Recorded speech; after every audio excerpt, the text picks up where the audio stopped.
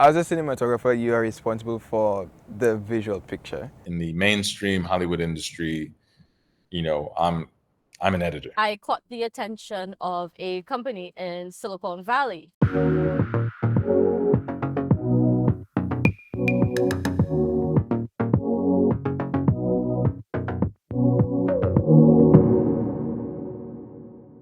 I enjoy creating a visual image. I enjoy going through the process of lighting. I also enjoy just touching the camera and moving it around.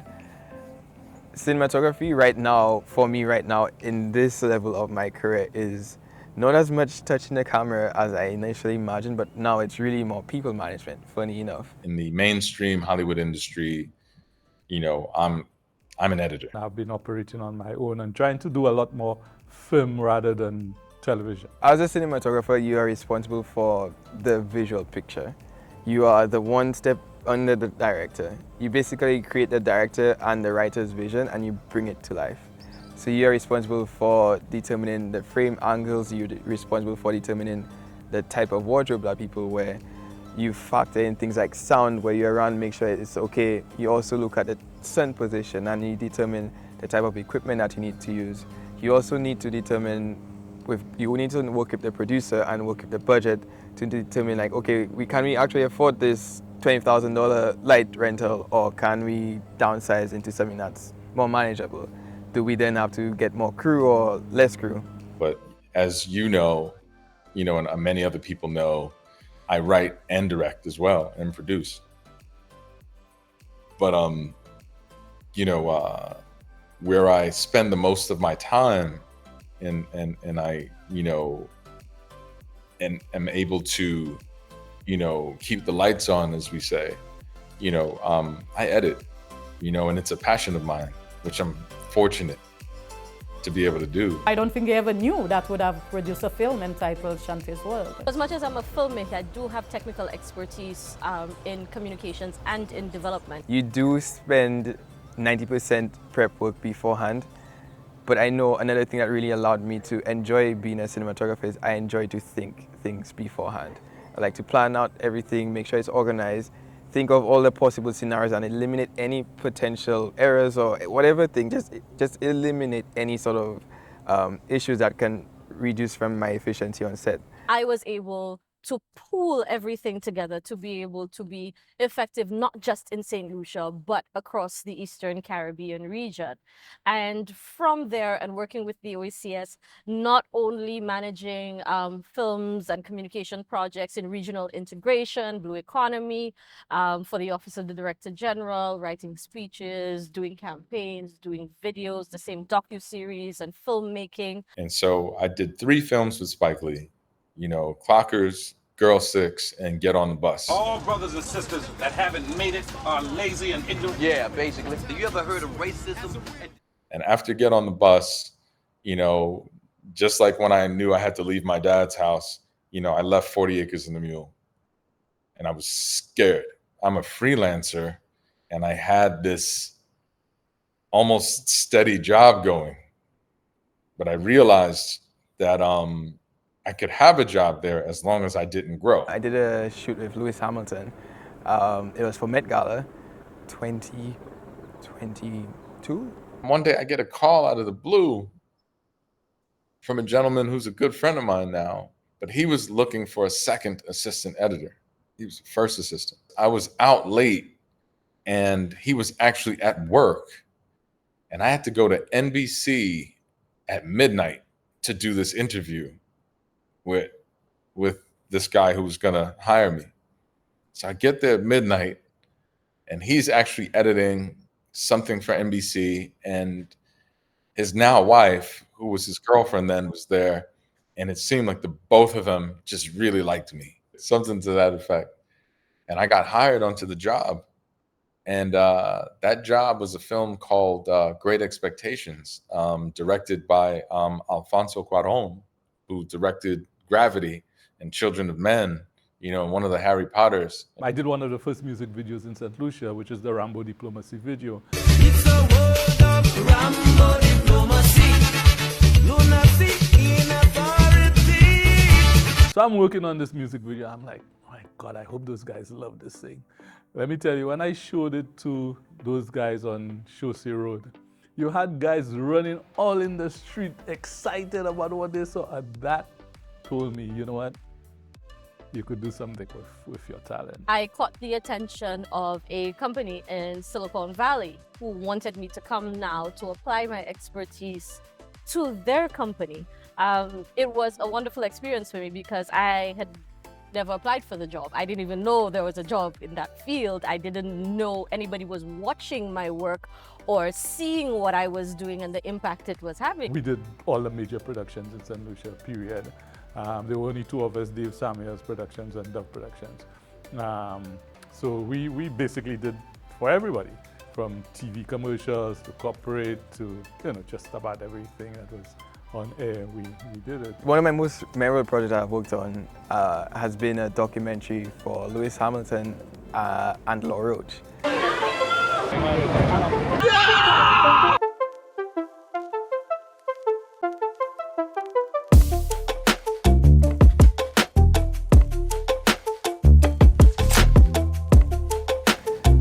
Law Roach basically had this idea of coming together and working with like a few notable artists of color, like Jelani, Fencer, Shakari Wilson, who was a runner at the time, or still is running, and basically showcasing his work and other local black fashion designers around different key areas in America to show what they can do with these artists for the Met Gala. I am creating the world that I want my son to inherit. What I do now is I do development communications, and what that means, communications is a very broad field. Another project that I worked on was actually the history of science fiction by James Cameron. In science fiction, you got two branches. One is science, and the other is social. Right. We basically interviewed a bunch of celebrities like Will Smith, Whoopi Goldberg. The list just goes on. To the point where Whoopi Goldberg came up to me at the end of the shoot. She's like, "Where's the brother at?" And because obviously I'm the only black person on set, and she runs up and gives me a big hug and she's like, whispers in my ear, she's like, "You're doing a really great job." So that was another very memorable moment. I'm working on these really high profile sort of projects, and my name is getting out there in circulation. Some of the films that I went on to work on after that, I worked with Al Pacino, a film that he directed himself called Chinese Coffee. I worked on a film with Johnny Depp one time, well, two times actually. The first time was a film called The Astronaut's Wife. One of the things that I do is I am the video consultant for the World Bank for the Caribbean.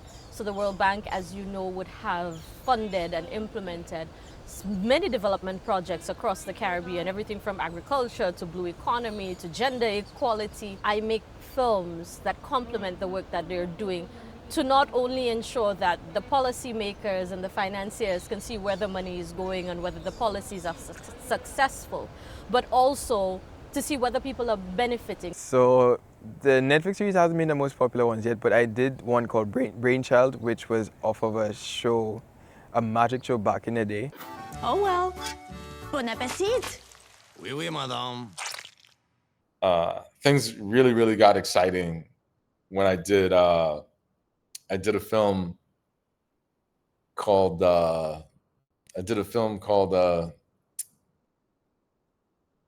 Spider-Man 2. And Spider-Man 2 had me working with a director named Sam Raimi, who's just royalty in this business. I worked on another thing called Getting Curious with Jonathan Van Ness, Jonathan Van Ness is one of the lead actors on Queer Eye.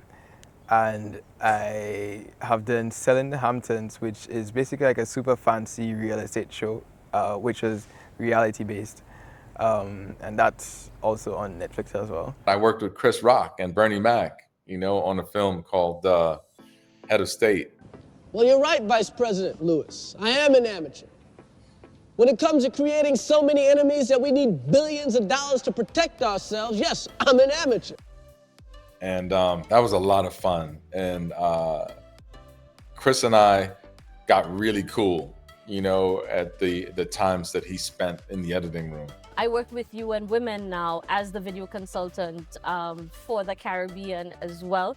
That more focuses on gender policy, gender equality, and how I can contribute to that, because again, a lot of change where development is concerned has to do with changing the mindsets, not just the mindsets of the policymakers and the technocrats.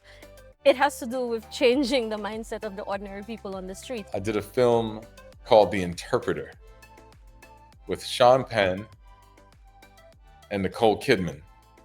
And the director was a gentleman by the name of Sidney Pollack. So the profile is just the profile of the projects that I'm working on are going up and up and up. After that is when I went to Germany to do Aeon Flux, Charlize Theron, and the director, Karen Kusama, another amazing and brilliant person. Great experience there. After Aeon Flux, I did a film called Poseidon, and that was with another big Hollywood name who since passed away, rest in peace, Wolfgang Peterson. I did a film called Jumper, like you mentioned, with the director Doug Liman, who's famous for the Bourne Identity franchise and Mr. and Mrs. Smith. I also work with the government of Canada as their regional consultant on communications for development for all of their work in the Caribbean region, from Jamaica to Suriname to Belize, across the Caribbean, to ensure that the projects that are being done, the policies that are being implemented are actually working, and they're just not failed projects that we just tick off and say, hey, we did this. Doug and I and his editor, Sarah Klein, we clicked, you know, like really clicked. Like we understood each other and were comfortable around one another. They gave me scenes to edit, even though I was the first assistant on the job. Just giving me these opportunities, you know, I mean, of course it was a mutual benefit. I'm cutting and work is getting done faster kind of thing. But there was this mutual respect. And so much so that Doug did a movie called Edge of Tomorrow with Tom Cruise. The invasion will fail, along with every soldier you are sending. We lose everything. And he was doing that in the UK, but he needed to come back to New York for some time, and he called me up and he says, are you available? I'm like, what's up? He says, I need an editor to work with me for 2 weeks. James Cameron was interesting. He was very busy, put it that way. He was not necessarily a no bullshit person, if that can make the cut, but he was a very stickler for let's be on time and let's be efficient. He used to hold conversations after set, but during the scene, he was very much focused on let's get this shot. The world of a film producer is not an easy one unless you just sell out your work. Be prepared to starve. Loosen it electrolyte. There may be moments where you can get like a few weeks to maybe like a few months of lull.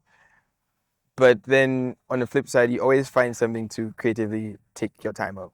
If you have a penchant for suffering, be a filmmaker.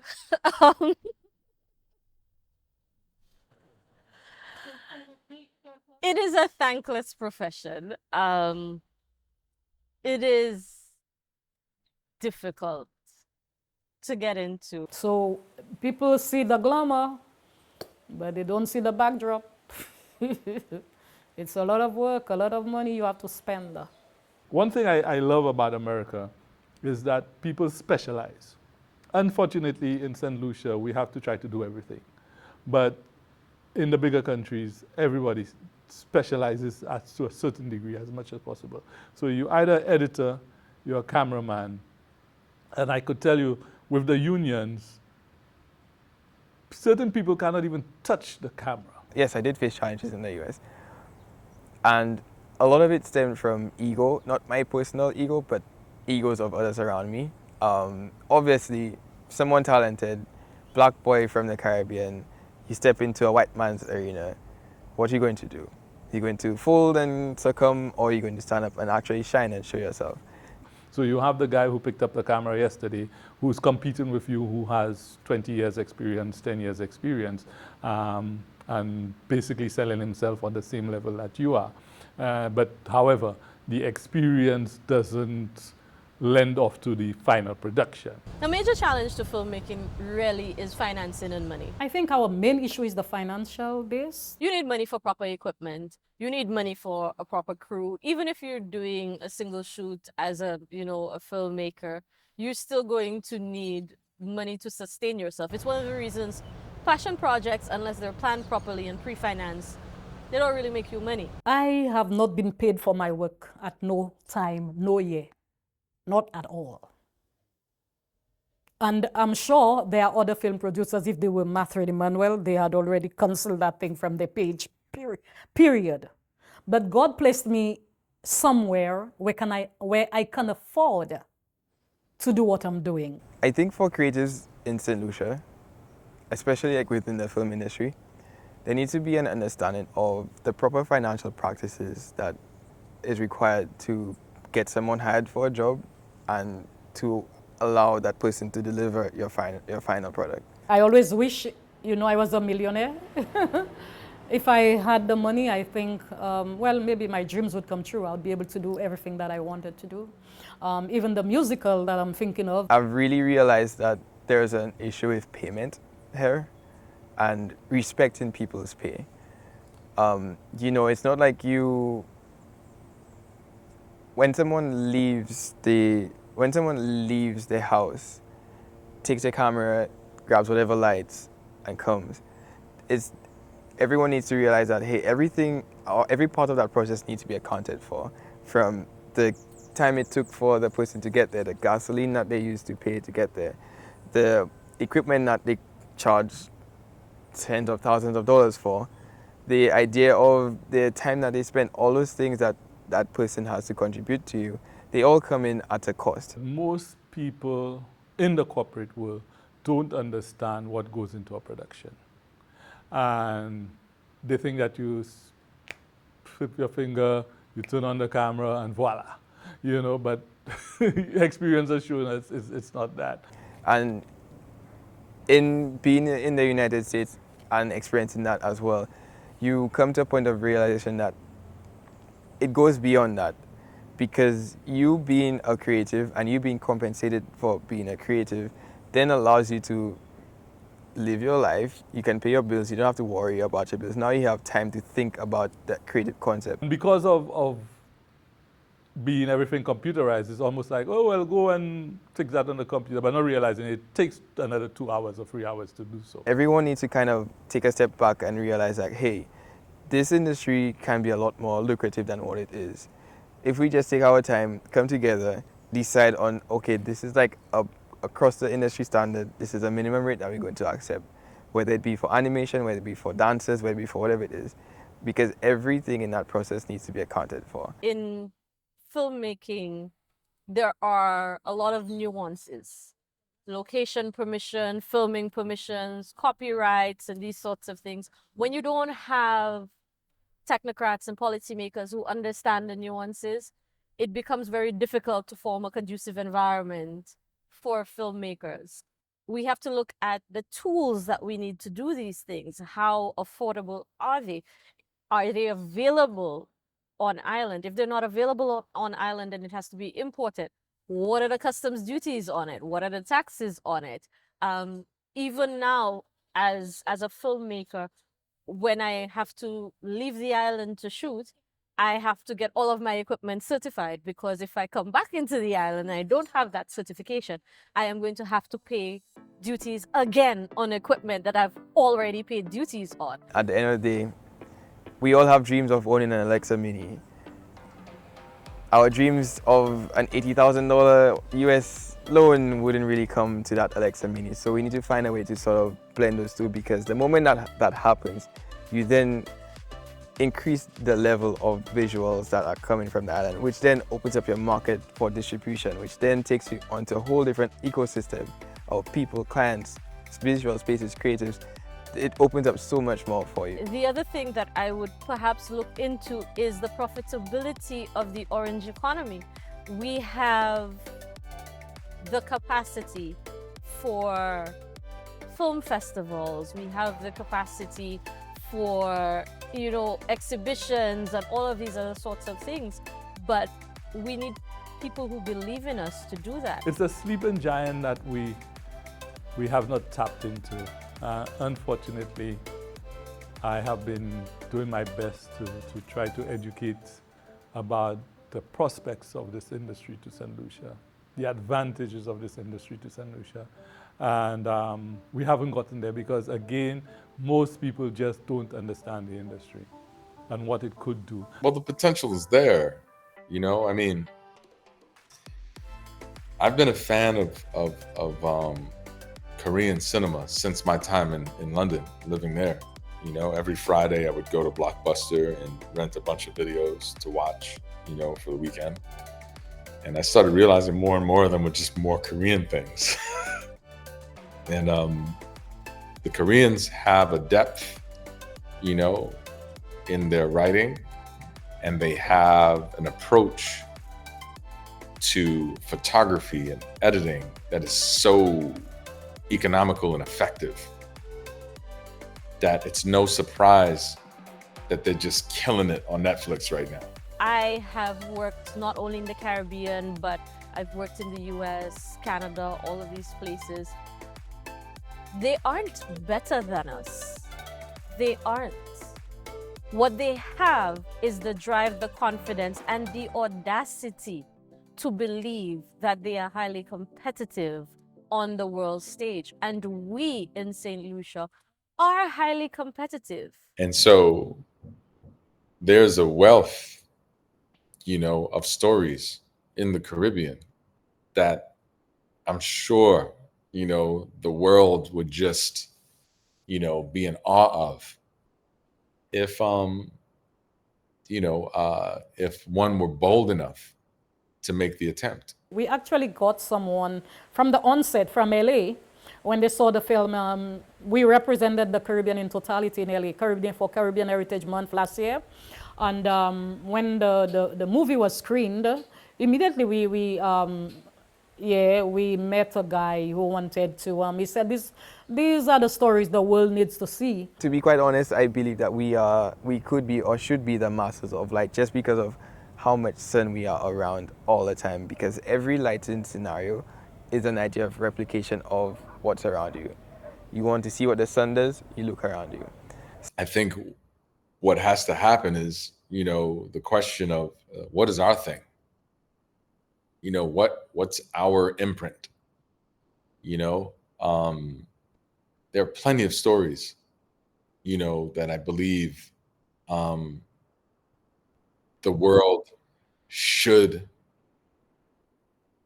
see and hear, you know, that are, you know, their genesis is in the Caribbean. They have 1,001 other films that are being produced every year. How is yours different? You know, that's why I speak about our niche market, which is our stories, our West Indian stories. I think we have the fear factor. We don't have the confidence. We don't have the confidence.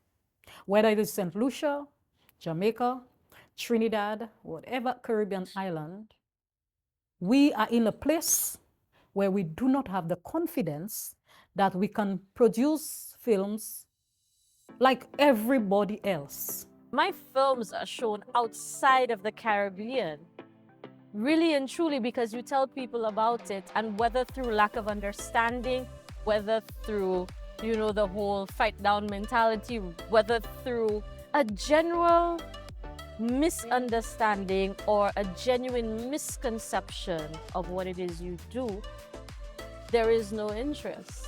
Although we have seen it twofold many times in different parts of the world. You know, people run after it. But for some reason in Saint Lucia, we figure it is not something that we should embrace. When I wrote Ribbons of Blue and it was filmed, when I was called to come to the USA and told that I received the Best Director Award for Ribbons of Blue, it was unbelievable because I didn't believe that I could have achieved that. But the manager of that festival told me this is the best story I've ever seen. And lady, you would have been a millionaire if the quality of your film was good. my people from overseas, they said, Collin, we have not seen a zombie movie from the Caribbean yet. Now, we have seen 1,000,001 zombie movies, but we haven't seen a zombie movie from the Caribbean. And that's the uniqueness of where we could position ourselves. Was it Jamaica had a bobsledding team back in the what was it, the 90s, I think, or the 80s, in the 80s. Jamaica had a bobsledding team. There's no snow in Jamaica, but these people were audacious enough, you know, and then they made a movie about it, you know? So, you know, when we ask ourselves about Saint Lucia specifically, you know, what's the most audacious story, you know, that can come from Saint Lucia? So yes, we keep on thinking that we need to look American, but in my opinion, we need to not look American to be unique. And we speak about the niche markets. So that's where the niche markets come in.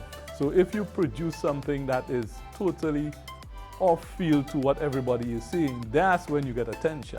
I believe our young people are losing it when it comes to the, you know, when it comes to that self, you know, appreciation for what we have as a people.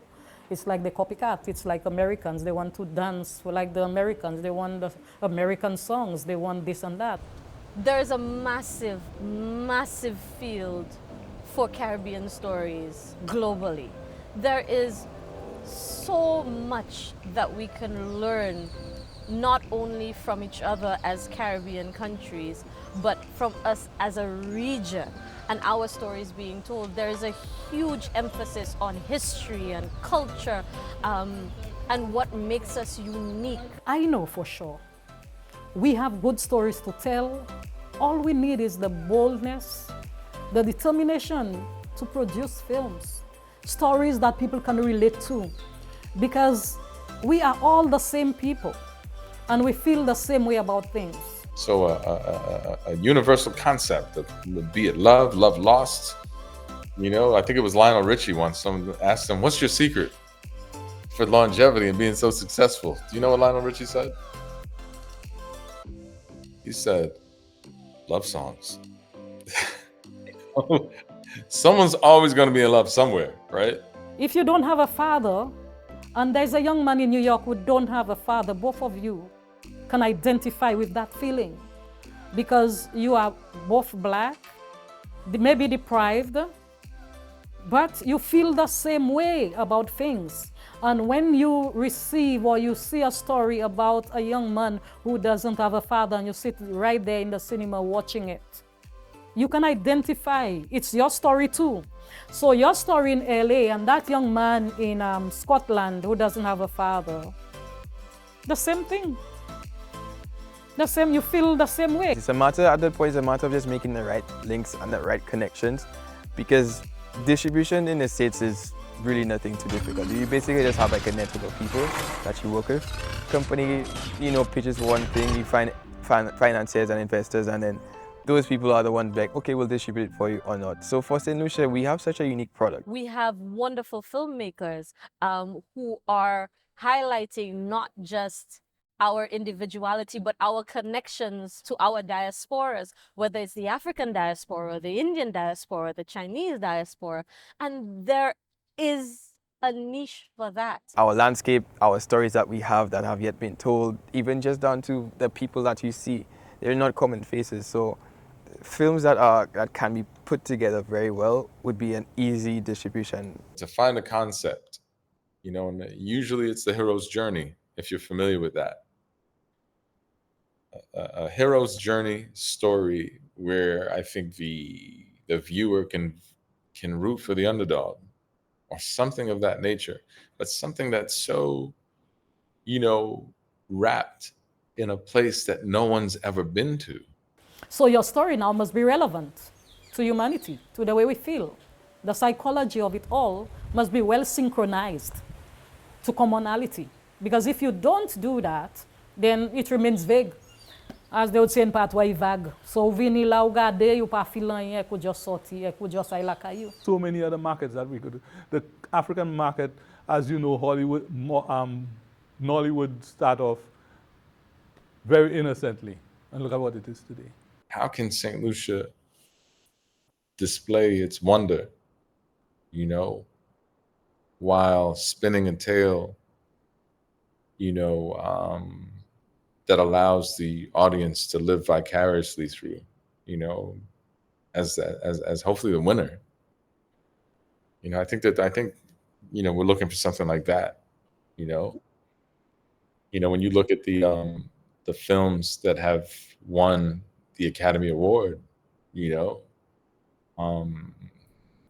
been Asian people at the helm, right? In the previous 2 years, if I'm correct. My most recent shot that I did last year is actually in the festival route right now with South by Southwest and etc. If it is a story that you can relate to, no matter where you come from, it's relevant. So you should feel bold in sending your stories to any festival. Getting to Cannes is not like an accident or a fluke. It's a deliberate, you know, attempt to be recognized, you know, and when that attempt is, you know, respected, you know, then you're there at this, you know, prestigious festival where people get to hear your voice. The thing is, when you go there once, you know, and, you know, the luck there is, you know, someone that can do something, you know, for your career. I think film festivals are great. They're a great way to get around and network and showcase. But again, it all depends on your intention, because if you go into your film festival to expand on your skills, then you might not get that. If you go into a film festival to meet new faces and get new names, you can definitely do that. Outside of that, they want to see a level of consistency, you know, so it's not about the one, you know, it's like, okay, it's about the second. Oh wait, this person's back. This person's dead serious. Advice to young filmmakers, learn the craft. Learn the craft, and not just the craft, but the industry in terms of the business side of it, where you fit yourself. You cannot do everything. Just do it. If you try one, you will learn from it. It's just like a parent. You give birth to a child, the first child sometimes, oh, il pas sorti bien. O gating. O bali top leverage, ka fe top bagay, he can end up grow up, he can fa shy move by, you can do what my sa mo gating, mate pou gating. The second one, you learn from your mistakes. And then the third might be better. I had a conversation with a talent agent, and I remember she said to me that, hey, this particular job that you did, you know, wasn't the one for you, but it's the one that's gonna get you the gig that makes you the guy on the project that's the one. You're only as good as your last production. And I've kept that with me. So I cannot go back and say, yeah, but 5 years ago, here's that bad thing I did. Yeah, but what did you do? What was the last thing you did? Was it crap? It was very difficult for me to hear or even accept that creating is not all there is to filmmaking or to multimedia or any type of creative expression. There was time management, organizational management, finances, and all of those things. But I was open to hearing it from those who knew better than me, who gave me the advice. I'll watch some really bad films and I won't be mad. You know why? Because I'm celebrating the fact that these people got it made and distributed. So, okay, their talents might not be in storytelling, you know what I'm saying? But they know how to get this out there and they know how to get the money. Right now, like, the world is at your fingertips and you can have access to over 10 million people at an instant if you provide the right content and the right image and all that type of stuff. You know, I think if we want to see, you know, stories that reflect our experience, and we're not saying, well, yeah, well, let's make those. Because just like you think that there's a market for it, there's probably 10 million other people. When we speak about filmmaking in the Caribbean, you know, I think it's only a matter of time before someone, you know, cracks through that ceiling.